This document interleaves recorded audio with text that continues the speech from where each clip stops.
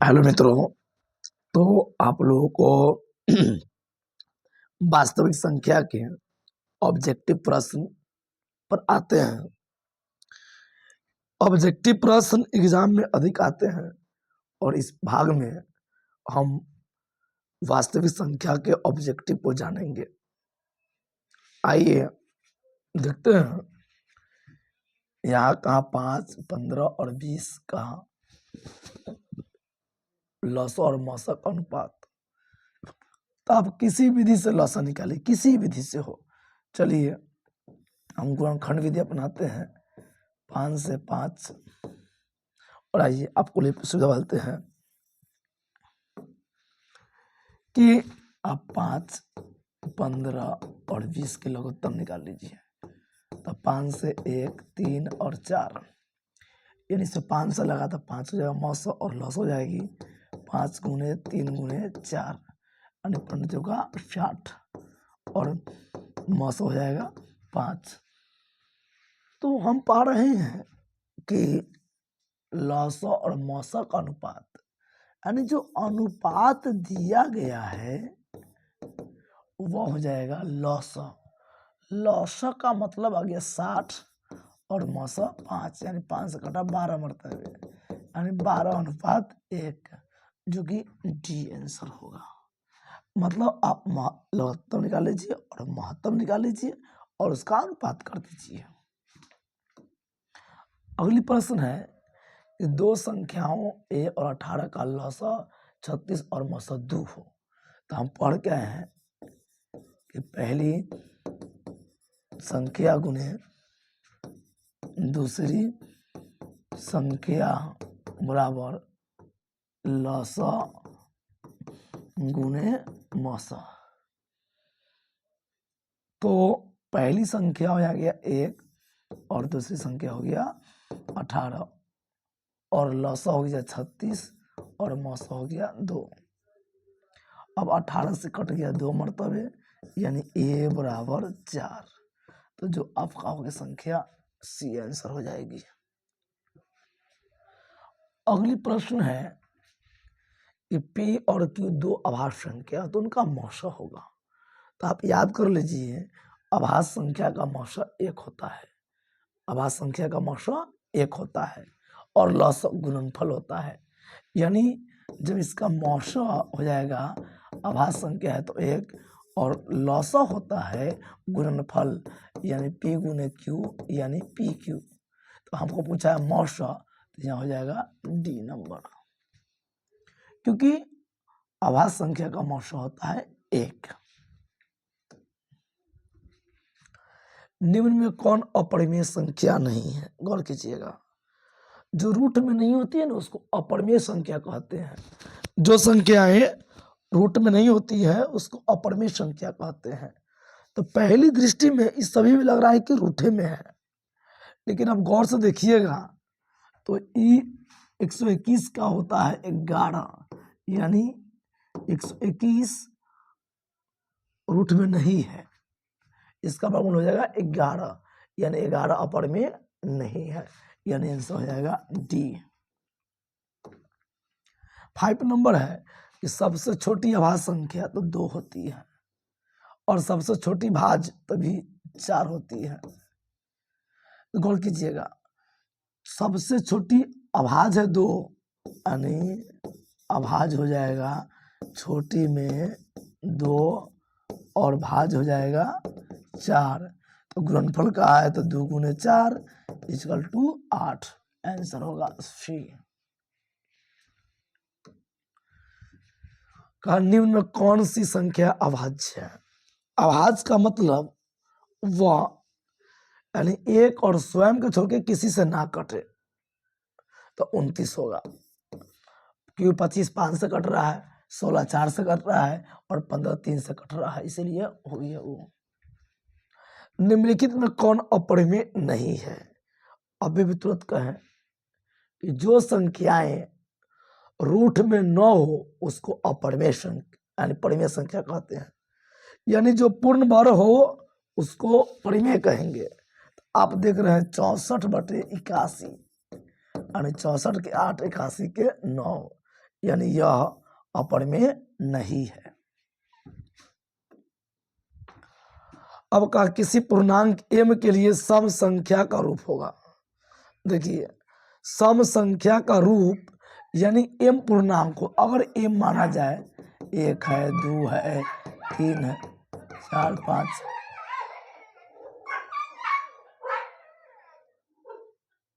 तो कहा कि इसमें कौन सम संख्या है। तो देखिए हम पहला पर रखेंगे तो 1 + 2 यानी कि 3, यहाँ पर में नहीं हुआ, सॉरी सम नहीं है। इसमें भी रखेंगे 2m + 1, तो 2 × 1 2 + 1 यानी 3, ये भी नहीं है। यानी आप ये जान जाइए कि यह है सम संख्या का रूप।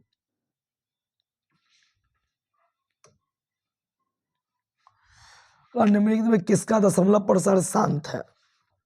तो किसी भी संख्या का अगर हर गुणनखंड, किसी भी संख्या गुणनखंड अगर 2 और 5 हो तो वह हो जाएगा शांत। यानी किसी भी संख्या का दशमलव प्रसार बताने के लिए हम उसके हर को देखते हैं, अगर उसका गुणनखंड 2 और 5 हो इसका मतलब वो हो जाएगा शांत। तो इसमें दो आंसर दिया है, ए भी होगा और ए भी होगा, तो हम लेकिन ए को मानेंगे, क्योंकि जब 8 के गुणनखंड आप कीजिएगा तो 2 से 4, 2 से 2 और 2 से 1 यानी खाली 2 आया, इसी हो गया ए नंबर का 3। तो गौर कीजिएगा 3.27। तो जब इसको हम लिखते हैं डॉट है यानी 3 2 27/99,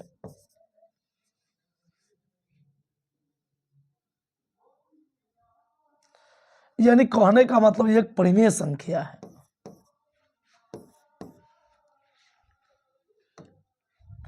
अब कहा ए और बी अभाज्य हो तो उसका लसा, तुरंत बोले हैं कि अभाज्य संख्याओं का मौसा होता है 1 और लसा उसका गुणनफल।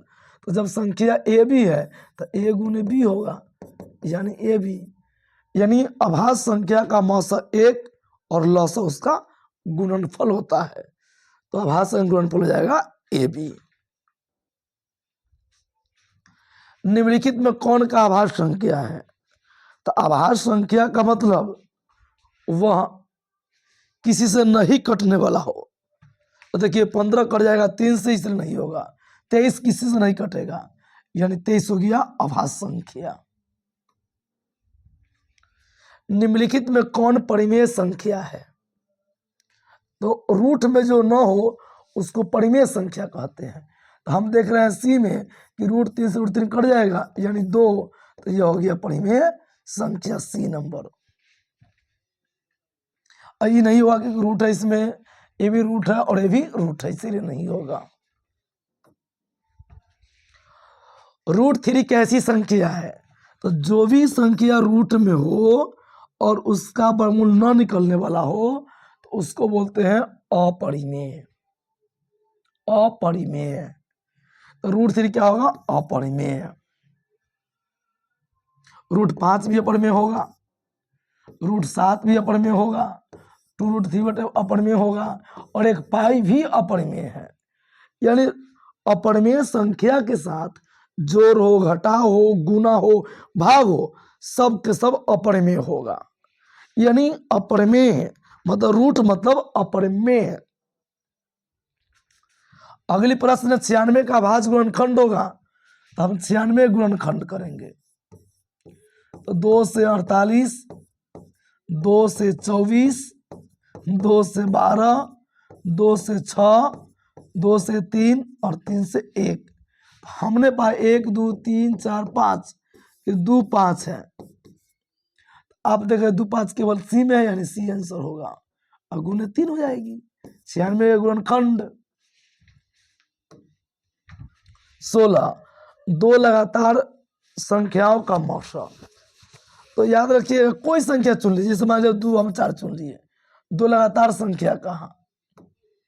अब इन्हें कहा है कि कौन संख्या, इसीलिए 1 2 लेंगे।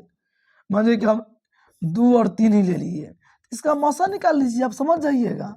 एक मरतबे दो, एक दो से दो मरतबे कट गया दो। उसी प्रकार मान लीजिए आप 5 6 चुन लिए, तब पर भी देख लीजिए 5 से 6 एक मरतबे बचा एक, 5 से 5 मरतबे 5 कट गए, यानी अंतिम में एक। तो दो लगातार संख्याओं का मौसा होता है एक। दो लगातार संख्याओं का मौसा होगा एक। अब इतना का भाज्य गुणनखंड है, गौर कीजिए। इसका पूछने का अर्थ है 5 से लगाए तो 1 0 1। अब जब अगर हम लगा रहे हैं 7 से तो 1 3 गया तो 4 और 3, 11 से 13 और 13 से 1। तो हमने पाए कि 1 2 3 4 यानी 4 गो गुणनखंड होगा।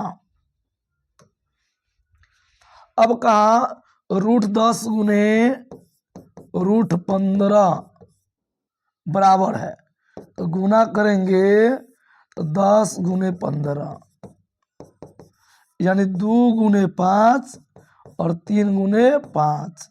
5 5 जोड़ा लग गया तो 5, 2 गुने 3 बच गई यानी 5√6।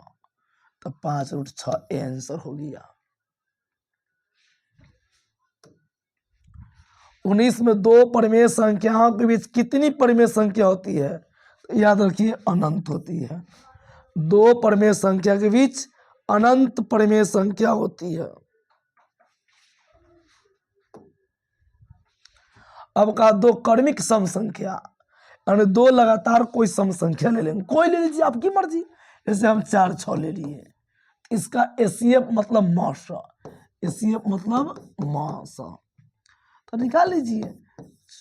4 से 1 मरतबे 4 बचा 2, 2 से 4 2 मरतबे 4 कट गए यानी मासा हो गया 2। दो लगातार सम संख्याओं का मासा होगा 2। निम्नलिखित में कौन परिमेय नहीं है?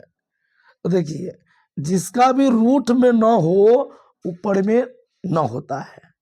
तो देखने के लिए चारों संख्या रूठे में है, तो चलिए इसका न निकलेगा रूट, इसका भी न निकलेगा, इसका भी नहीं, इस पर विचार करते क्योंकि डबल संख्या है। तो हमने लिखे इस देख पा रहे 3 से 16 मरतबे और 3 से 25 मरतबे कट जाएगी, तो √25 बटे √16 यानी 5/4।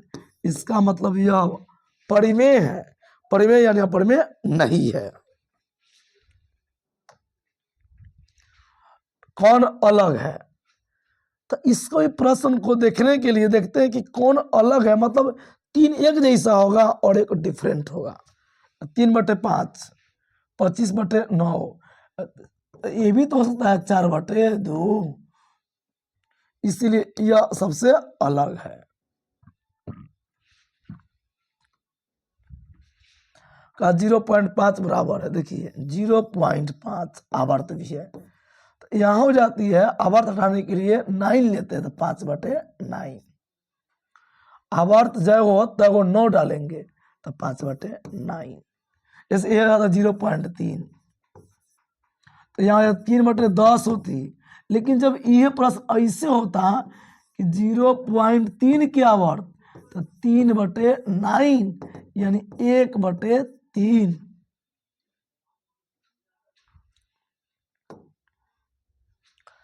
दो परिमेय संख्या इतना और इतना का गुणनफल होगा, तो 3√6 और गुने 3√5 गुना किए 3 माइनस √5 और √6 और 3 माइनस √5 9 और 3√5 6 से 3√6 और 6 5 30।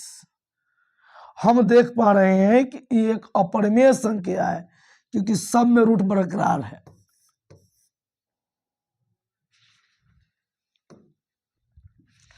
का इतना कसरत कीजिए तो 0.3 के आवर्त और 0.4 के आवर्त, तो 3/9 जोड़ 4/9, लघुत्तम आ गया 9, 3 जोड़ 4 यानी 7/9, 7/9 बी आंसर हुआ। अब 156 का गौर कीजिएगा। तो 156 बाबू गौर कीजिए। अब इस तरह से प्रश्न पूछने लगे हैं तो 2 से 7 8, 2 से 39, 3 से 13 और 13 से 1। तो हमने पाए कि 2 के पावर 2 3 गुने 13। तो प्रश्न कहा है, हमें तो मिला 156 बराबर 2 के पावर 2, 3 ना है तो पावर 1 और 13 ना है तो 1।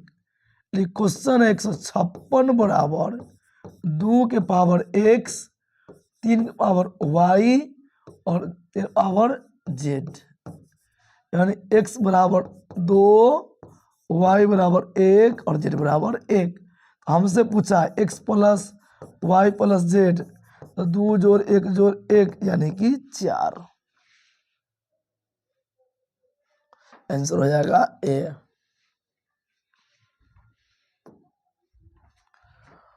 अब कहा यदि भाग्य यानी ए बराबर, पहले गौर कीजिए, हमें दिया है कि बी बराबर 61, क्यू बराबर, आइए नेक्स्ट लेते हैं, एक नंबरिया है क्या इसमें, हम दिमाग लगाए कि ए बराबर बी क्यू प्लस आर।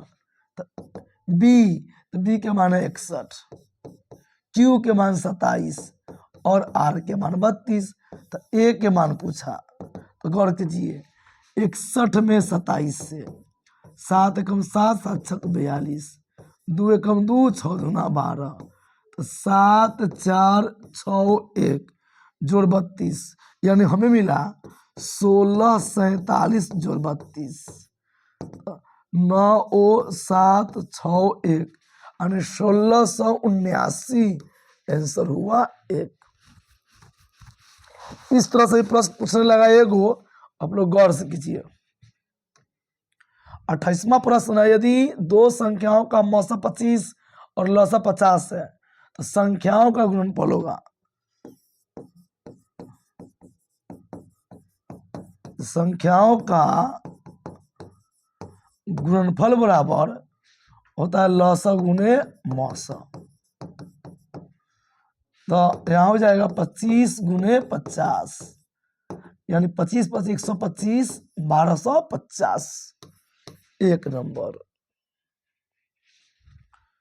और आखिरी प्रश्न है, अब देखिए 6 + √125 माइनस 3√5 और 1 - 4√5। यहाँ हो गया 6 5√5 होगा 25 के, -3 -√5 प्लस 1 4√5। तो हम देख रहे हैं 6 1 7 -3 और यहाँ हो जाएगा 5√5 माइनस जुड़ जाएगा 5√5, ए से कट गया यानी 4। और 4 कैसा है तो एक परिमेय संख्या है। इसी प्रकार से आपके एग्जाम में प्रश्न मिलेंगे जो ऑब्जेक्टिव टाइप होगा, तो आप लोग इससे फायदा उठा सकते हैं। तो पुनः मिलते हैं अगली क्लास के। धन्यवाद।